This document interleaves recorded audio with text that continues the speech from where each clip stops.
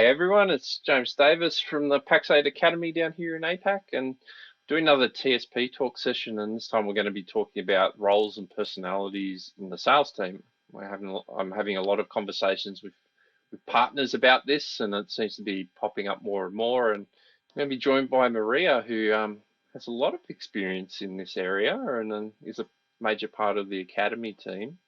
And before I Maria introduce herself, there's a thing with Maria that I always keep forgetting, that she's actually a little bit older than me and she's got a bit of experience. I always keep thinking she's about my age. She is a bit more mature than me and keeps me in line. But what is your experience, Maria?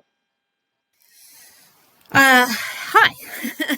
I've actually been in the MSP space, or before it was called MSPs, since about the mid 90s. Actually, 94, so early 90s, if we want to get into numbers, and predominantly in sales, customer service, channel account management, various roles, sales management within the business, within various businesses. So my passion area is sales. It's often seen as a dirty word. If I introduce myself as a salesperson, people at a party, people kind of back away. Who can blame them? So you've lived it and breathed it in a lot of different roles, and let me ask you a question here. I'm getting a lot. I'm seeing a lot of challenges for MSPs that have one, two salespeople up to a decent sized sales team of maybe half a dozen. And I keep getting asked a lot around, do I need a BDM? Do I need more account managers? Should my account managers be going out and chasing their job? There's a lot of uncertainty around these sort of roles. How would you normally typically frame up for MSP owners that are starting to look at sales? How would you normally describe the differences in the roles, what they are, and what the sort of core components are? So really, we've got three key roles. I mean, there's multiple different roles in the sales team, but if we're looking at smaller to medium-sized businesses, the three key roles we'll be looking at is the business development manager, otherwise termed hunter in unofficial terms, the account manager, also known as a farmer, and then your sales support or sales admin. So really, it's the key is looking at what you're currently doing. If you're an owner who's doing sales, so we've got owner-led sales, we're considering maybe hiring our first sales rep. What's your product mix? What's your current sales process? So all these questions you're going to need to know before you decide, do you want a hunter or a farmer? Do you need someone to bring in brand new business? Or do you need someone to dive deeper into your accounts and bring in more from your existing accounts? What can your company handle? I want it all, Maria. Is that possible? It's absolutely possible. Is it possible now? Probably not. You need to figure out what your priorities are. There's talk about hybrid hunter-farmer roles. I don't personally believe it exists. People are either account managers or they're business development managers. They're very, very, very different personalities. Business development managers want that quick win. They want that adrenaline high of making a sale. And then they walk away and then they hit the adrenaline again. So, do not be surprised if you meet a salesperson and they like bungee jumping or diving, skydiving. They are adrenaline junkies, and that's what their approach to life. Whereas account managers are relationship builders. They want to make friends with everybody. And that's where their superpower lies, because they build those relationships within the accounts. They listen to the clients and they know what they need. And so when we say account manager, they are managing the account. They can go and advise the client on the next steps in their business, on technology solutions for business problems they're having. So it's a very different approach. Now, that doesn't mean account managers can't bring in new business, but they won't be the ones who leap feet first into looking for new business. It'll be more of a passive bring in new business. So if you've got inbound inquiries, the account managers will happily handle those, and even the odd outbound inquiry, but they're not going to be the ones who actively go seeking those. And that makes sense from my experience. I've framed up the two differences around that relationship, that longer term relationship management and building, compared to transactional do and close type mentality. They're two very different people. And I mean, that's I'm not disparaging either of the sides. They're both absolutely critical in business. And I'm not saying that BDMs can't build relationships and have those long-term sustained relationships, but it's certainly not their key strength. And it's not the bit that excites them. So if you have a BDM who's a great BDM and you say, oh, can you just manage all of these accounts as well? You will find that even if they do it and do a great job, you are wearing them down, because they will not want to leap out of bed and go to work every day because they're not getting what they need out of their role. And that's where you lose them. So you might have an amazing BDM. If you then throw in account management, you're going to lose that amazing BDM to your competitor, who is going to give them the adrenaline that they need. And on the flip side, if you've got a slower paced relationship builder and trying to drive them to do more transactional closing type sales, that's likely to burn them out, I'm assuming. Absolutely. I mean, we all have areas that we're stronger in, and areas that we can do. I personally am an account manager. I am not a BDM. I tried being a BDM. I had this idea back in my 20s that I could absolutely be a BDM. And I got a job as a BDM. And I lasted 2 days. And then I went and said, I can't do this job. I said, this is not for me. And I learned very quickly that this is not my area. It got to day 2 of the job and I didn't want to get out of bed to go to work. And I thought, oh, there's something wrong here, because it's a great company. It's a great product. I'm super excited. No, I can't. I knew that within 6 months I would be completely burnt out and miserable. And so I went to them and said, sorry, silly decision. I'm probably the flip side of personality. Like, I'm not going to come and say I'm a salesperson. I've done sales and I've done account management in an MSP. That's how I started out in the MSP industry. I really enjoyed the BDM type work, but it's the account management killed not only me, but the clients as well, because of the way that I was. So once I started to run out of those shiny, exciting things that no one had done before and just pick up the phone and get stuff happening, once that was sort of done, I was done. And that's why I left and moved on, because I got bored of it and it wasn't for me and it was starting to wear me out. So right in this session, we've got two people on the very different side. And this is where I probably ask a question, changing gears a little bit. Where does how do I ask this? You mentioned the sales support element of the main 3 sales functions, and we've spoken about the challenges with the BDMs. We've spoken about the challenges with the account managers. Where's the overlap with those 2 roles in sales support? Where does that come in? My personal belief is sales support is probably the most important person in your sales team. Full stop. Doesn't matter who you've got in your sales team or how many salespeople you've got. Sales support is integral. If you're an owner and considering hiring your first sales team member, I would suggest that you don't go hire an account manager, you don't go hire a BDM, you hire a sales support or a sales admin. You hire somebody who can build the sales operations for you, who can build the measurement metrics for you, who can make sure the administration is absolutely smooth sailing, quoting is done quickly, whether you're using a quoting tool or not using a quoting tool, all of that general administration of the sales process can be handled by a sales admin, sales support superstar. Then when you do hire a salesperson, everything's set up, all the processes, all the structure,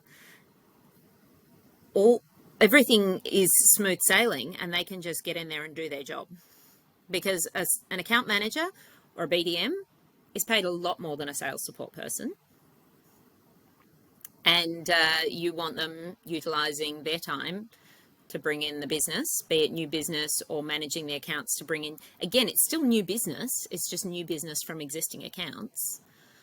You want them to grow your business, but it's really hard to grow without those foundational support metrics in place. And I would back up what you've just said. In my experience, when you're looking at the first sales hire of your organization, it always goes better with a sales support type person than it does trying to hire a BDM or an account manager for many reasons. But that building that structure is a lot more important than we think a lot of the time. Now, you can get around that if you say, well, I can't see myself hiring 2 or 3 sales team members over the next 12 months. What do I want? But I need to grow my business. What do I do? You can get around that by hiring an account manager who can build that support structure, because from their perspective, that sales support structure, because from their perspective, if they can build that structure, it'll be easier to manage the clients. So if you hire an experienced account manager, they've been there, they've done that. Account managers often grow from sales support. So because they're used to running the entire structure, and it's not difficult to look into someone's background and find out where they've come from. So if you've got an experienced account manager who's been a sales support person, you can grow. They can build that structure, or you can hire an experienced sales support person with the plan to grow them over 6 months, 12 months into an account management role if they're the right fit for your company. That's a very good perspective. Like, that's in some ways that's how I grew into knowing the MSP space, is by building the sales processes and then expanding out. I've seen other clients that I've helped coach get in different sales support people, and then they slot into being a good account manager in a smaller MSP because they can do the support side, but the owner still does the strategic side. There's lots of different ways to play that. And I guess what I'm curious to hear from you and all of your years of experience is you broke down sort of what those functions are, and sort of, you highlighted a hunter is like a transactional closing type person. If you were to sum up some of the qualities that you're looking for a good person in those 3 sort of roles, functions, what would you do for, say, the hunter BDM type role? What would you be typically looking for? You want them to be enthusiastic about the business space. So, if you're working at, this goes across all the roles, to be perfectly honest. You want whoever you're hiring, you want them to be willing to learn about the verticals you work in, be it product or industry. You want them to be willing to throw themselves into the role. I mean, they're kind of just general employment things. A BDM needs to be ahead of the game, a long way ahead. So they need to be someone who's willing to be constantly learning about the latest, greatest, everything. Techniques, sales techniques, business, products, So they're very much proactive from the new business perspective.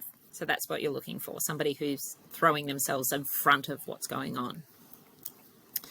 The account manager, it's not a reactive role, it's proactive in an existing account. So it's a much gentler approach. It's much more of a listening approach. So find account management, the 2 ears, 1 mouth, use them in that order. That's very much an account management personality trait. A lot more listening, a lot of asking questions and delving deeper into that sort of information. So you might find a job interview with an account manager will ask a lot of questions about the business and how it operates and, what kind of clients you have.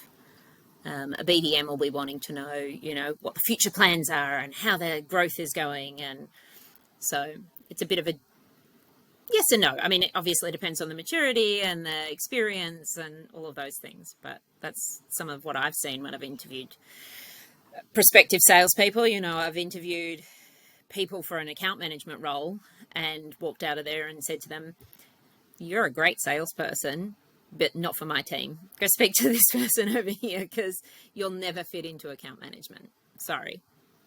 I know you think you can. You will be miserable." And, and sales support, somebody who wants to know how things work, why they work the way they work. If you want someone who's going to either build your processes or refine them, you want somebody who asks questions like, why did you decide to set it up this way? What do your clients need? What are the other processes in the business? Where does sales fit in? So That's a really good rundown, and I think if I was to add some more color to it as well, like some of the little tricks I've picked up over my years of experience, the a BDM, for someone to be more on the BDM side, they need to be able to initiate a relationship. So if they're a very passive person and they're not, like, as a test, I've noticed this from the good BDMs, when they walk into like if you do an office interview and they come in, they'll go around and ask people who they are and start to ask questions. An account manager usually won't do that. The more mature ones will, but typically the types of people that are that sort of more ongoing relationship, once you introduce them, they'll start asking a bunch of questions, but they're not going to walk up and introduce themselves. On the flip side, maybe a BDM, you can get them to pick up the phone and do a couple of cold calls or just randomly ring some of your clients and ask questions. And the account manager will sit there and try and get out of it as much as possible. So going back to what you were saying earlier, depending on the activity depends what it means. And I think what's standing out for me that you mentioned earlier is how you can get some sales support people that can be account managers and vice versa.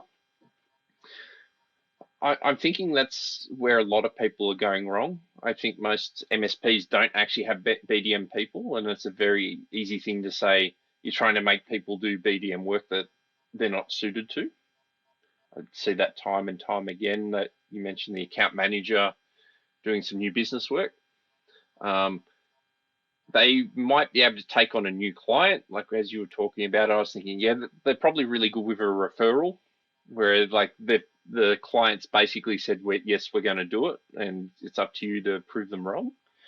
Where in a normal cold sort of sale, account managers fail because they don't know how to go next step, get them to actually close.